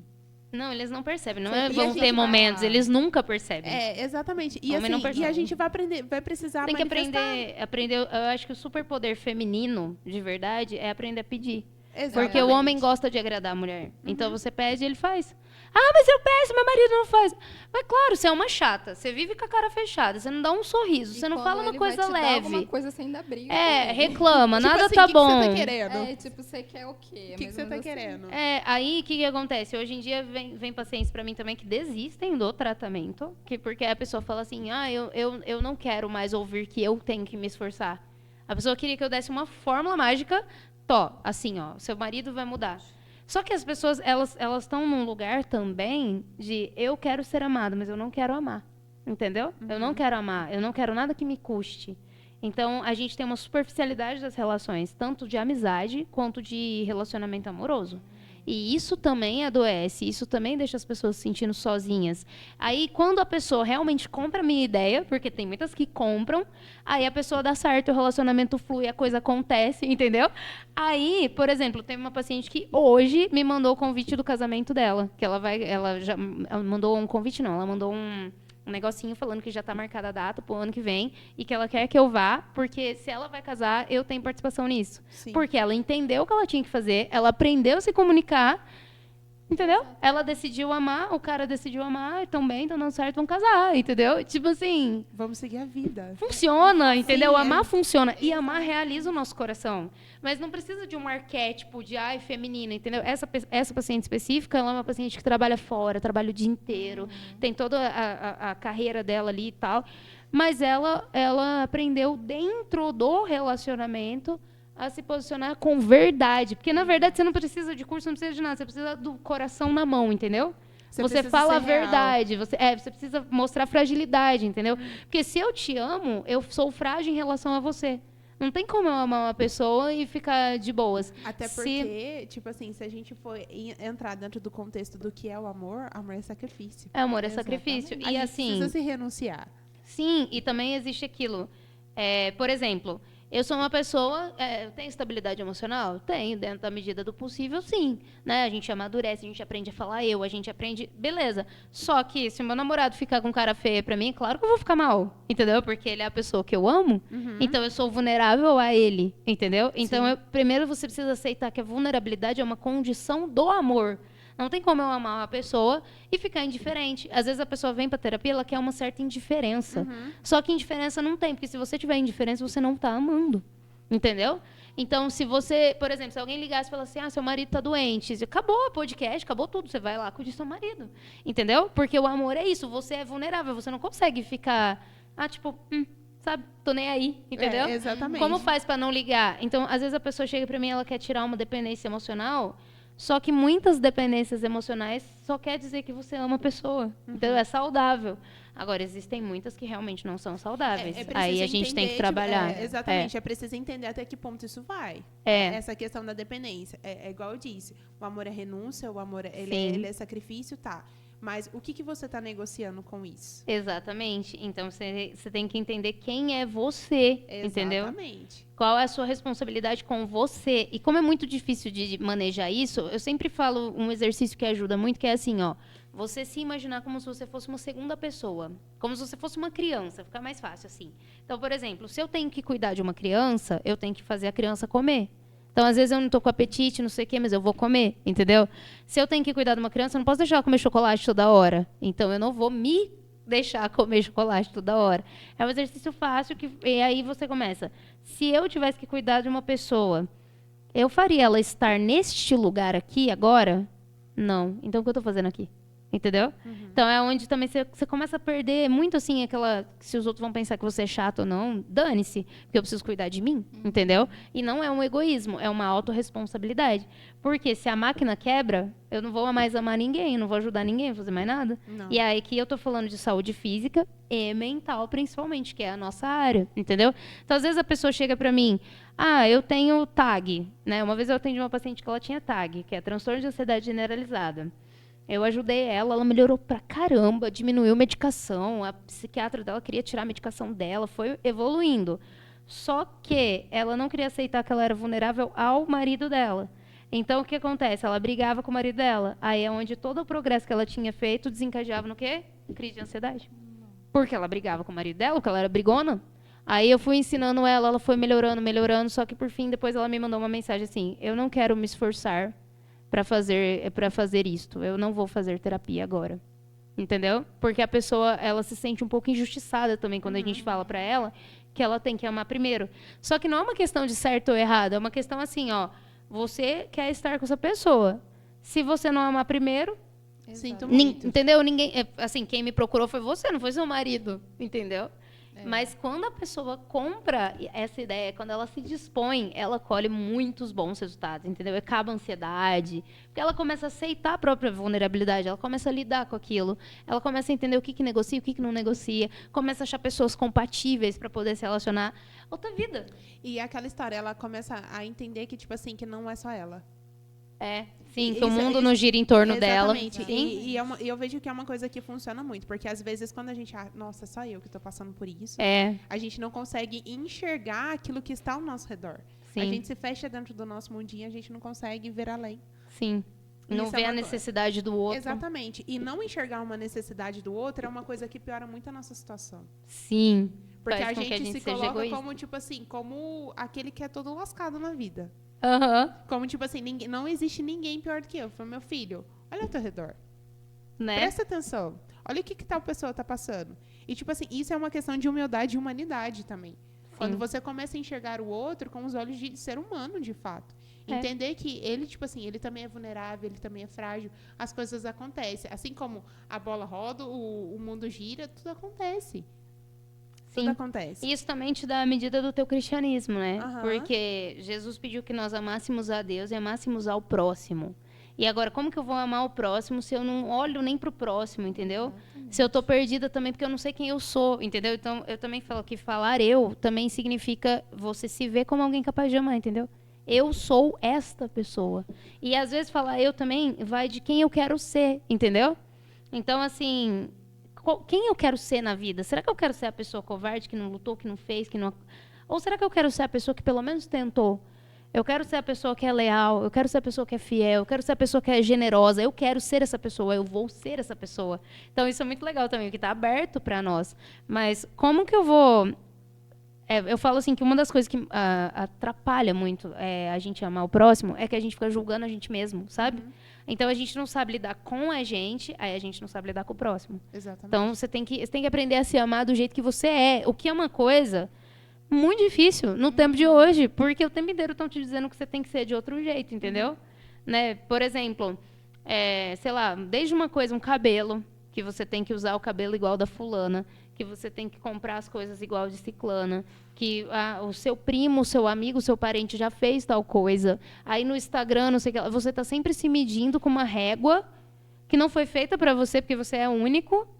Entendeu? A gente aprendeu a beleza de ser único, entendeu? Cara, eu sou eu, não existe outra. Não tem xerox. Olha que coisa interessante. Tipo assim, ó, existem quantos milhares de anos da vida da Terra? Nunca existiu outra de você, nem de mim. E nem vai existir depois. Exatamente. Então, assim, o que eu tenho de diferente, afinal de contas? Né? Da gente se descobrir como um indivíduo e da gente pegar e ficar satisfeito com aquilo. Da gente aprender o que a gente tem de potencial. E aí a gente começa a amar a gente, aí a gente começa a amar o próximo. É realmente uma coisa que está ligada a ver com a outra. Eu sempre pensava assim, não, nada a ver. Mas tem a ver. Entendeu? Porque eu via muitas pessoas pegarem um discurso de amor próprio e transformarem em uma legitimação de egoísmo. Agora é amor próprio, não sei o quê. E no final das contas, ela sempre tinha tido amor próprio, entendeu? Só que um amor próprio totalmente desordenado e continuou desordenado, adiantou nada, entendeu? Porque aquela pessoa que se anula, que faz tudo pros outros, ela não tá fazendo pros outros, ela quer ser reconhecida. Sim. Então, isso não é amor próprio, entendeu? Amor próprio é você cuidar de você. Aí você tem os seus deveres, você tem as suas obrigações para com você, entendeu? Então, assim, é minha obrigação cuidar da minha alimentação, é minha obrigação cuidar da minha saúde, é minha obrigação cuidar do que eu leio, é minha obrigação cuidar do lugar que eu vou estar, porque eu estou cuidando da minha criança e a minha criança não vai ficar feliz aqui. Então, vamos sair daqui? E Entendeu? ao mesmo tempo não é saudável para ela estar ali. Exatamente, exatamente. Aí você cuida de você, você ama você, você fica bem com você, você começa a amar o próximo, aí você começa realmente a viver uma vida cristã de amor, de encontrar Deus, porque quem não ama não conhece a Deus. Então tem esse detalhe. Então a gente tem que aprender a renunciar a essas coisas do nosso tempo, esse medo de sofrer, esse medo de não sei o quê, porque Santo Agostinho ele falava assim: se não queres sofrer, não ames. Mas se não queres amar, para que queres viver? Não tem sentido. Não tem sentido. Aí São João Paulo II, no final da vida, ele falou assim: o amor me explicou tudo. Então, assim, ou a gente aprende a viver de amor com amor por amor, ou a nossa vida não vai ter sentido, não vai ter remédio que vai resolver, entendeu? Então, quando eu brinco assim, que assim como Jesus, eu também convido as minhas pacientes a uma vida de amor, entendeu? E a terapia de verdade, ela te convida, entendeu? A sair desse lugar de medo e entrar num lugar de amor, entendeu? E aí, às vezes, a pessoa não quer o convite. É o direito dela. Mas é esse o convite. Ela precisa escolher. E funciona. Sim. Eu garanto que funciona. O que eu já vi de casamento restaurado, relacionamento restaurado, pessoa que recuperou a autoestima, pessoa que parou de ter crise de ansiedade. Eu vi, entendeu? Tipo, em 1 ano sendo terapeuta, eu vi esses resultados no meu consultório. Mas também já vi pessoa falar assim: eu não quero. E aí a gente entende que tudo depende de escolhas. Escolhas. Tudo, não vai cair do céu. A gente pode andar por vários lugares, por várias vertentes. Tudo vai depender da escolha. Exatamente. A Aí partir já do não mo- é também assim, se... Ai, meu pai me abandonou. E daí? Não, Entendeu? Ah, minha mãe não sei o que lá. O que Minha que mãe você morreu. vai fazer com isso? E daí? Entendeu? E daí? O que você vai fazer com isso? Tudo depende disso. Depende. Tipo assim, você tá vivendo aquela condição, tá, ok, tudo bem. Não estou menosprezando a sua condição, mas o que você vai fazer com isso? Gente, é livre. É sensacional. É lindo. É muito O bom. problema é a galera entender Exatamente. isso, né? É só eu que vou dormir com a cabeça borbulhando ou você também? Ah, não, com certeza, né? Eu acho que eu devo demorar umas 2 horas hoje pra dormir. Mais ou menos isso aí, né? Se dormir, já tá bom. Assim, eu tô me Se sentindo dormir. muito intelectual nesse podcast. Eu Eu acho que eu não teria nem roupa pra estar aqui, Eu- pra ser bem eu- sincera. Não, literalmente, eu não tô nem com roupa pra esse podcast. Ah, mentira, meninas. Também não é assim. Mas obrigada. Juro. Obrigada. Eu tô muito culta agora. A gente arrumou até a postura na cadeira aqui, ó. Eu tô muito culta agora. A gente arrumou até a postura. Sim. Mas enfim, quero agradecer. Muito obrigada por esse muito bate-papo, que obrigada. com certeza foi muito enriquecedor. Foi. Geraram algumas polêmicas, mas podcast sem Eu polêmicas. não tô nem aí. É, Vocês se Eles virem que com a lutam. Eu informação também não que- ligo, né? Porque quando. Se virem com a informação que vocês Vocês que lutem, mas assim, foi muito enriquecedor. Digo por mim mesma. Exatamente. Consegui por mim. agregar muita coisa, até mesmo dentro das minhas personalidades. E espero que o pessoal de casa também façam a Sim. mesma coisa. Porque, assim, Exatamente. o negócio foi tremendo. Foi sensacional. Muito obrigada pela sua disponibilidade. Imagina, eu que agradeço. A gente Amei. eu fui buscar a Laura, a gente veio conversando aqui, o Uber, eu acho que ele não tá entendendo nada na vida, porque tava eu e ela tagarelando dentro do carro. Ele deve ter ficado desorientado, Deve, né? com certeza. Mas, assim, muito obrigada de verdade. A gente fica super feliz de você ter aceitado o nosso convite. Eu espero muito que vocês aí tenham aproveitado de alguma Sim. forma. Aí vocês não aproveitaram também a questão da escolha de vocês aí. Aí vocês que Entendeu? lutem, né? A gente Mas não pode assim, fazer nada. a Laura é terapeuta e é interessante falar assim, gente, não tenham medo de fazer terapia. Também Sim. não é coisa de gente louca, né? Não. Pelo amor de Deus, vai fazer terapia. Não é esse estereótipo todo. Exatamente. É, vai porque fazer eu uma falo assim terapia. que a gente não tem como se sentir feliz em estar adaptado a uma sociedade doente. Então, assim, nós estamos numa sociedade doente e eu espero que nós não nos adaptemos, entendeu? Que a gente se separe de alguma forma para falar, eu sou aquela que tem coragem, eu sou aquela que arrisca, eu sou aquela que ama, eu sou aquela que vive com o coração na mão, chega de mentirinhas, entendeu? Eu sou aquela que busca Cristo. Essa sou eu, não vou ser fruto do meu tempo, entendeu? Eu vou ser fruto do amor, entendeu? É esse o objetivo. Se alguém sair daqui com essa decisão, eu já fico muito satisfeita, porque esse é o plano, entendeu? Eu sei que existem terapeutas que não vão por esse caminho também, né? Existem terapeutas que vão te fazer ser mais egoísta, que vão te fazer desistir de um casamento, que vão fazer, entendeu? Vamos Mas buscar outras aí alternativas. procura saber um pouco mais do terapeuta, porque as pessoas hoje têm um discurso de imparcial. Cara, imparcial não, entendeu? Não existe imparcial. Então, como que o terapeuta vive a vida dele? Se ele não vive bem a vida dele, quem garante que ele vai te ajudar com a sua? Como que ele vai te ajudar com a sua? Então, assim, isso também é uma das coisas que é a minha primeira obrigação. Eu tenho que viver bem com a minha vida. Cara, que responsa, entendeu? Sim. Porque se eu não viver bem com a minha vida, eu não vou conseguir ajudar os meus pacientes. Então, procurem terapeutas que vivam uma vida Exatamente. coerente, entendeu? Que estão dispostos a Exatamente. pagar o preço de ser quem são. Sim. Recebeu aí, gente?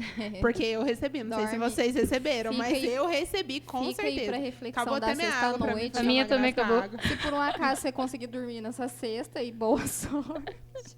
Assim, Mas, desejo uma boa noite de sono. se você conseguir dormir.